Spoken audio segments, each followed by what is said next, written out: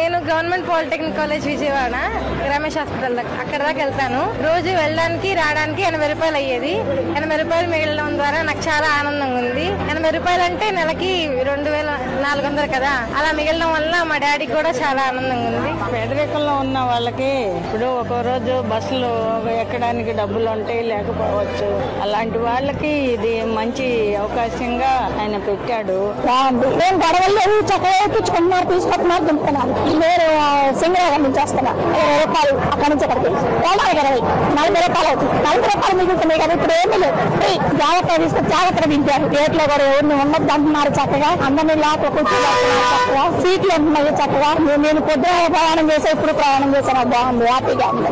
చాలా సంతోషంగా ఉంది సార్. ఇలా కడతాం మూలంగా మాకు కూడా డబ్బులు సేవ్ అయినట్టుంటాయి కదా సార్. ఎందుకంటే రోజు జాబ్లకి వెళ్ళే వాళ్ళకి ఛార్జీ డబ్బులు అవుతానే ఉంటాయి. ఇలా అయితే ఉపయోగం ఉంది కదా సార్.